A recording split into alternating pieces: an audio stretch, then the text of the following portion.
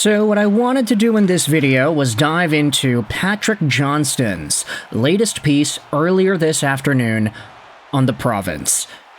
PJ always does some pretty good work, so a big shout out over to him and the crew over there.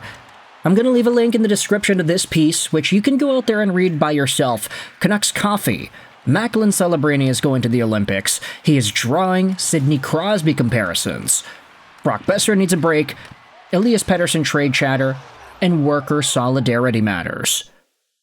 So, Canucks Coffee, right? This is an article that goes over a bunch of stuff. It's all kind of put together into one piece, so if you have a cup of coffee, you can just sit there, sip your drink, and go through the news. This piece goes over 4 main topics. First, Macklin Celebrini, and how good he is. He's very, very good, and the first half of the article dives into everything that Celebrini has been able to accomplish this season, as well as what folks on the San Jose organization have to say about him and his game. But then there is a conversation about Vancouver, and I wanted to dive into all the Canucks-related notes that PJ writes about because, admittedly, it's not a big chunk of the article. Most of the piece is comprised of the Macklin Celebrini talk, and the second biggest chunk of the piece is actually the conversation about the PHPA and the ECHL, along with the strike and the cancellations of games. So that, of course, is a pretty big issue that PJ focuses on in this piece. But let's go out there and read what PJ writes about in regards to Brock Besser. Sit Besser down, he says.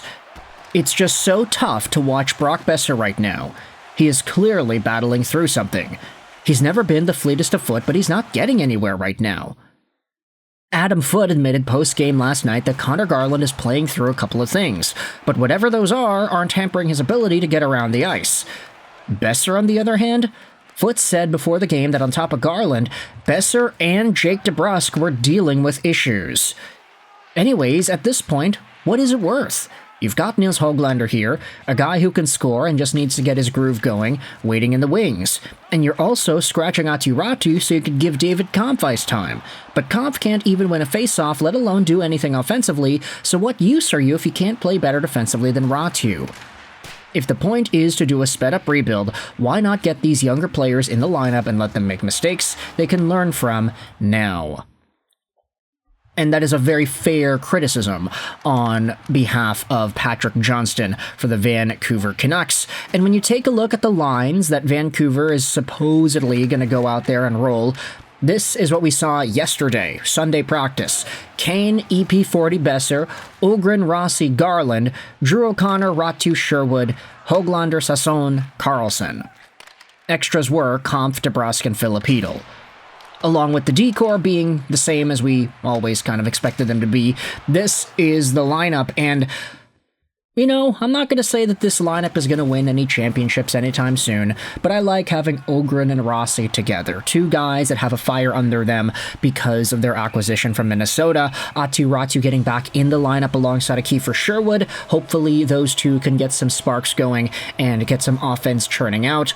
Höglander needs to get his groove back. Yeah, I agree with PJ, doing so alongside of one of the team's best centers in Sasson, one of the more underrated guys in Carlson. I do think that that's quite valuable.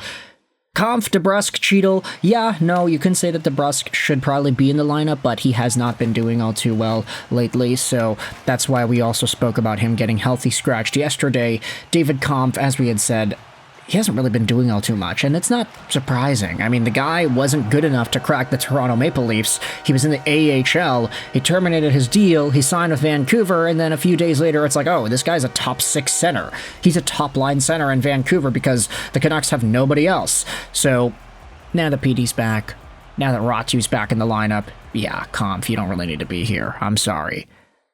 For what it's worth, though, I agree with PJ. Brock Besser has not looked himself lately. He has not looked anywhere near as effective as he has been in the past, and I understand that a lot of what Brock Besser was able to accomplish in the previous few years was in part due to the centers that were driving his play for him. Like, the only time I can remember that not being the case was when Besser was a rookie, when he was on the BBB line with Bo Horvat and Sven Baertschi back in 2017-18. That was the year where Brock was going out there and flying down the wings, sniping goals like crazy. He would just come down, shoot, and he'd score, like half of the time. It was ridiculous.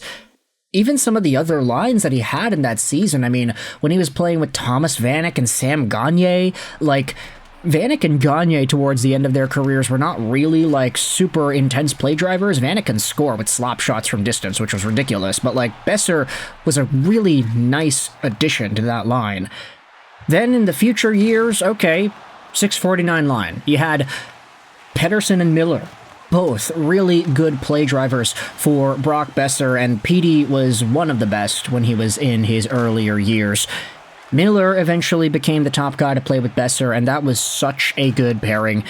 They complemented each other perfectly. The thing is, Brock is smart. He can get to open areas, and he's got good instincts when the puck is on his stick. It's just his mobility really slows him down, and I think we've been starting to see a lack of confidence in Brock as well these past few games, maybe not ripping it on goal as much as he had in the past. Now, I get it. You can also say that part of Brock's hindrance with his mobility came with the injury that ended off his rookie season. I remember Besser flying down the wings in his rookie campaign, but then after he got hurt because Jake Virtanen left the door open and Besser tried to hit Cal Clutterbuck, only for Clutterbuck to just push back and cause Besser to fall into the opening between the benches. Like, yeah, that can do something to you. It can probably hold you back from being able to skate fully, but that was like 7 years ago, and now Brock is nowhere near the same level of foot speed as he was back then. He could use a break, honestly. Now, speaking about other Vancouver Canucks players, this is what PJ writes towards the middle of the piece. It's a very short update on Pettersson calls. Take a look at this. I've heard from a good source that teams are still calling about Elias Pettersson. Though, as another source said, what are other teams really going to offer?